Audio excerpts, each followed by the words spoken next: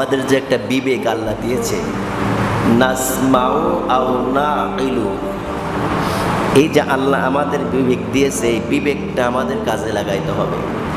প্রত্যেকের একটা বিবেক আছে। আপনার যদি 100 টাকা দেওয়া হয় আর 200 টাকা ধরা হয়, আপনি বুঝবেন যে এটা 100, এটা 200 ডাবল।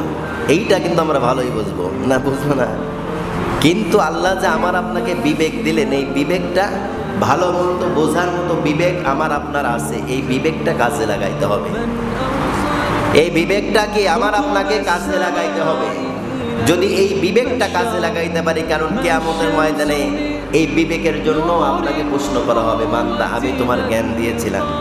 জান্নাত জাহান্নামীরা জিজ্ঞাসা, তাদের সঙ্গে কথাবার্তা হবে, তাদের বলবে যে আল্লাহ দুনিয়াতে আমাদের জ্ঞান দিয়েছিল, এই জ্ঞানটা সঠিক কাজে লাগাইছিলাম না, এই কারণে আজকে জাহান্নামে আসা লাগছে।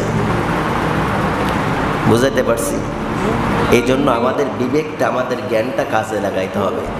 মনে করেন আজান পড়তেছে, আজান হচ্ছে, আপনার দোকানে টিভি চলতেছে, আপনি চালাচ্ছেন, আজান হচ্ছে, ওর নামাজের তো খবর নাই, আজানটাও মানেন না।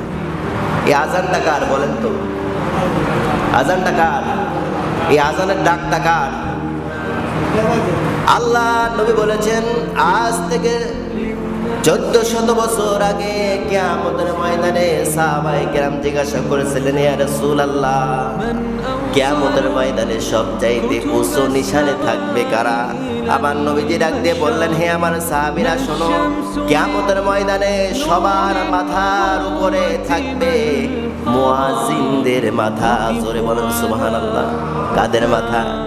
মুয়াজ্জিনদের মাথা। মুয়াজ্জিন যখন মসজিদে ডাক দেয়, আল্লাহু আকবার, আল্লাহ বড়, এটা কার ডাক? যদিও একজন মুয়াজ্জিনের মাধ্যমে, একজন মানুষের মাধ্যমে আমার আল্লাহ ডাকা।